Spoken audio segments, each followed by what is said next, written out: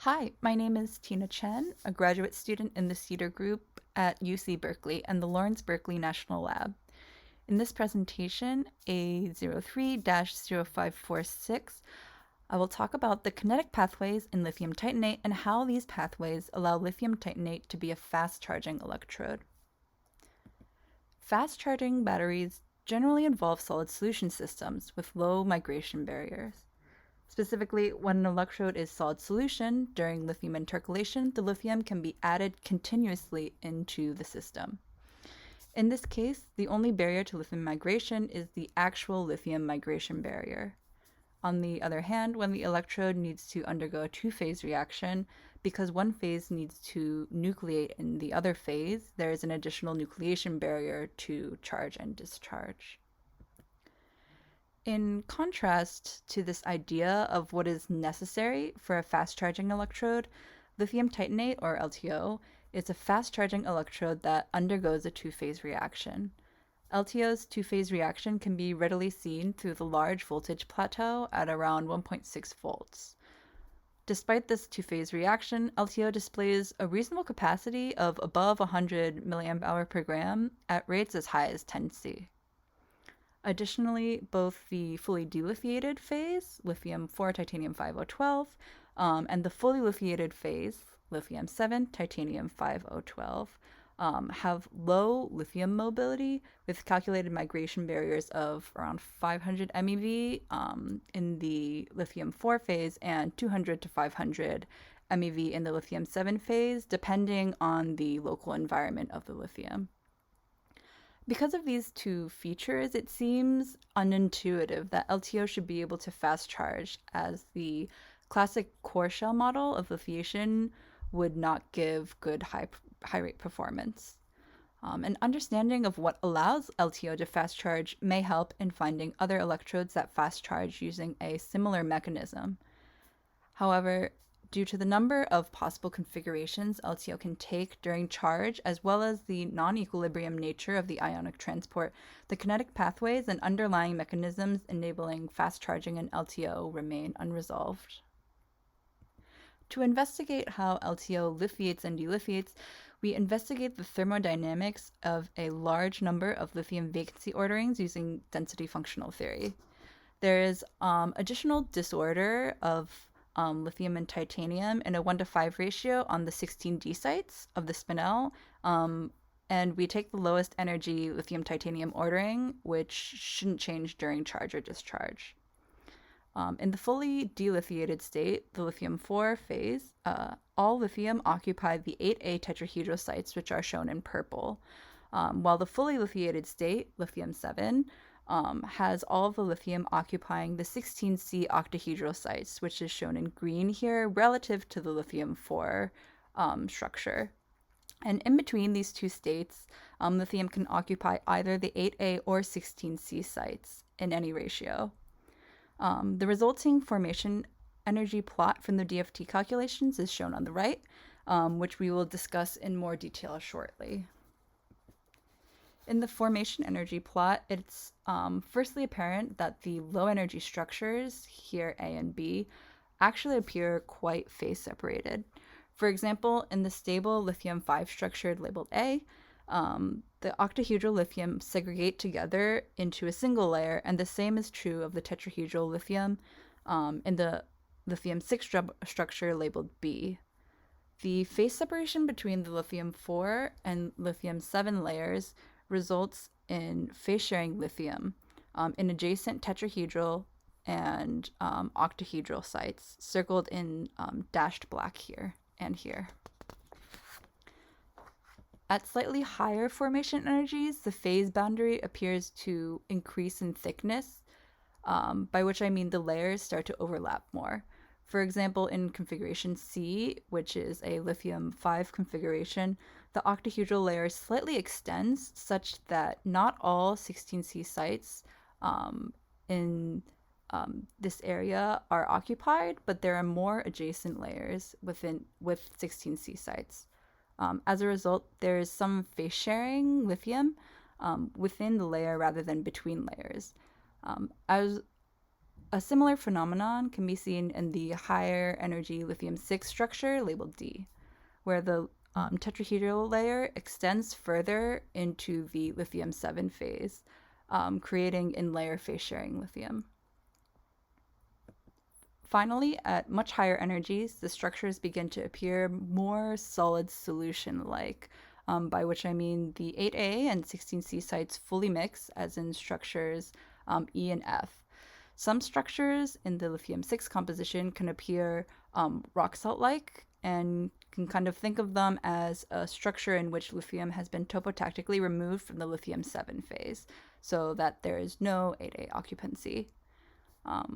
So if we sort all of our configurations based on this categorization of interfacial-like or more solid solution-like as seen here, it's apparent that the lower energies can be achieved through phase separation.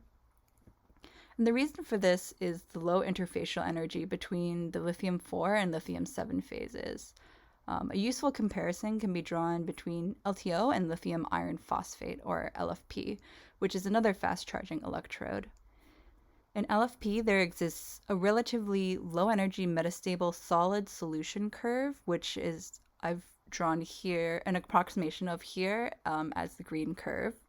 And this metastable solid solution is accessible by overpotentials of around 20 millivolts. In contrast, LTO's solid solution structures only appear at energies of around 60 MeV per O4 and above in the lithium-5 composition, and at energies of 20 MeV per O4 and above in the lithium-6 composition. So instead of a metastable solid solution, as in LFP, LTO has numerous low-energy phase-separated structures that are stabilized by a low interfacial energy. This interfacial energy is around 0.02 EV per angstrom squared, and it's also stabilized by LTO's so-called zero-strain property, which is indicative of low coherent strain between the two lithium-4 and lithium-7 phases.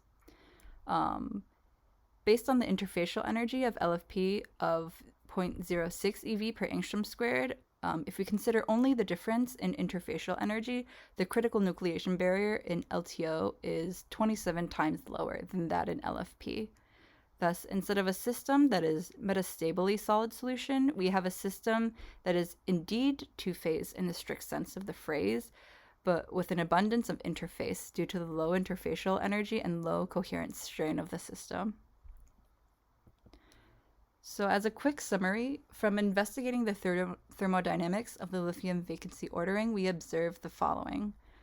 Firstly, due to the very low interfacial energy and low coherent strain of the system, two-phase separation between the lithium-4 and lithium-7 phases with phase-sharing lithium at the boundary is the most stable configuration at all calculated intermediate compositions. Secondly, at a high enough rate, it is likely that structures with slightly higher formation energies are accessible, and these slightly higher energy structures tend to be those in which the thickness of the phase boundary increases rather than true solid solution-like structures. Because lithium mobility in the phases is slow and the amount of interface is likely high based on what we saw from the thermodynamics, understanding the kinetics at the actual interface is important. To this end, we perform nudged elastic band calculations of lithium migration at the interface in the lithium-4, lithium-5, and lithium-7 compositions in their lowest energy configurations. In the lithium-4 and lithium-5 compositions, we add a lithium interstitial, as the system is generally undergoing lithiation at those compositions, and in the lithium-7 composition, we add a lithium vacancy as this system is generally undergoing delithiation at that composition. In the lithium-4 and 5 structures, when the lithium interstitial is added, a neighboring lithium, tetrahedral lithium, relaxes to an adjacent site, resulting in the configurations shown here. The resulting minimum energy paths in the three configurations are shown in this plot. The figure shows that the lithium-4, lithium-5, and lithium-7 paths, shown in green, red, and blue respectively, have total energy barriers over the full paths of 340 MeV, 220 MeV, and 460 MeV respectively. The low activation barrier, especially that in the lithium-5 configuration, is similar to those previously obtained in Schmidt et al. Using NMR, and by Ganapathy et al. Using ab initio MD. And the low migration barriers of lithium in the interface indicates facile lithium migration should occur along the interface with the phase-sharing lithium. Based on the lower energy for migration at the interface compared to in the lithium-4 and lithium-7 end members. Of the calculated pathways, the one at the lithium-5 composition is the lowest, and the configurations along the path are shown in the following clip.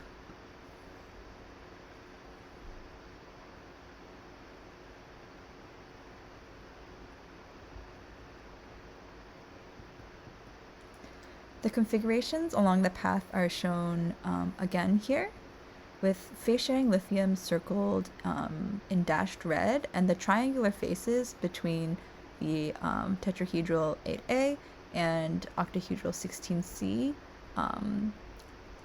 highlighted in pink. In general, the path consists of lithium hops between adjacent tetrahedral 8A and octahedral 16C sites, each of which generally has a barrier of around 100 to 150 MeV. For example, this first hop between the stable sites at A and B has a barrier in the plot of around 100 MeV. Furthermore, these hops occur in such a way that the defect, which generally consists of pairs of phase-sharing lithium, tend to stay in close proximity. The lithium-4 path is similar to the lithium-5 path in that it consists of generally discrete tetrahedral to octahedral sites, or vice versa, and also has the two pairs of phase-sharing lithium that tend to stay in close proximity. This is in contrast to the lithium-7 migration path, which has the highest migration barrier, which consists of an octahedral to octahedral hop, in which the tetrahedral site is actually not locally stable. By analyzing the configurations along the paths, we can attribute the low migration barrier of lithium along the interface and the intermediate compositions to two important factors. Firstly, the paths with less phase-sharing lithium in the transition state than in the initial and final states minimize the change in phase-sharing lithium across the path. For example, in the lithium-5 path, there are only ever 3 in these configurations, or 4 in these two configurations. For example, pairs of phase-sharing lithium at any point along the path. While in the lithium-4 path, there is always 2 pairs of phase-sharing lithium in every configuration. As a result, there is no abrupt increase in the energy of the system. In the lithium-7 path, however, there is a larger change in the number of phase-sharing lithium pairs, from 0 in the first stable configuration to 2 phase-sharing lithium pairs in the intermediate configuration, or the transition state, to back to 0 phase-sharing lithium at the final stable site. Thus, when there is less phase-sharing in the transition state compared to the initial and final states, the reduction in lithium-lithium repulsion in the transition state lowers the transition state energy and likely lowers the overall activation energy. Secondly, there exists local distortion in the stable sites of the lithium-4 and lithium-5 pathways due to the phase-sharing lithium. For example, in this octahedral lithium, which phase shares with this tetrahedral lithium, the octahedral lithium distorts upward from the center of its octahedron due to the lithium-lithium repulsion. This results in a higher distortion index of around 0.06 compared to the non-phase sharing tetrahedral lithium in the pristine state, which has a distortion index of around 0.004. This local distortion lowers the effective coordination in the stable sites, which minimizes the quantum number change of the lithium as it migrates through the face between the octahedral and tetrahedral sites. This effectively increases the energy of the stable site, which likely also helps lower the overall activation energy. Our collaborators at BNL verified the existence and importance of this phase-sharing lithium using an in-situ EELS method. Specifically, in the in-situ EELS spectra, they observed a peak labeled M here and shown and boxed in red that appeared only during charge and discharge. Furthermore, this peak increased in intensity at higher rates. Using DFT calculations to simulate the EELS spectra of various intermediate configurations, we identified this peak as originating from phase-sharing lithium, and more specifically from the longer weakened lithium-oxygen bonds that result from the local distortion of the phase-sharing lithium. In summary, we combined our study of the thermodynamics of the lithium vacancy ordering and the kinetics at the two-phase interface to study lithium mobility in LTO. From our study, we observed the following. A phase-sharing interface is stabilized in LTO due to the very low interfacial energy between the lithium-4, shown in gray, and the lithium-7, shown in dark blue. And this leads to a significant amount of interface, which is shown in red. At higher rate, lithium is inserted faster into the system, increasing the amount and thickness of the interface. The phase sharing in the interface generally evens out the energy landscape, resulting in low lithium migration barriers and allowing for fast diffusion in LTO along the interface. And in particular, from our analysis of the fast diffusion along the interface, we found phase sharing lithium to be an important structural feature that may be indicative of high lithium mobility. The potential of phase-sharing lithium to be a structural feature of high lithium mobility can be seen in a couple other structures with phase-sharing lithium and high lithium mobility, including garnet LLZO, which is a well-known solid-state electrolyte material, and the recently reported high-rate metal excess disordered rock salt vanadium anode. This work was funded by the VTO office under the DOE Advanced Battery Materials Research Program and the NSF Graduate Fellowship Program, and used computational resources from the Center for Functional Nanomaterials at Brookhaven National Lab and XSEED, which is supported by NSF.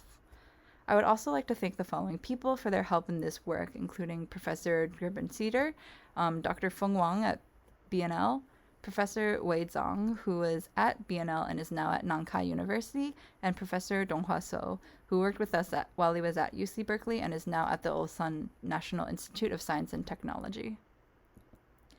Please contact me if you have any questions using the email here, and thank you for your attention.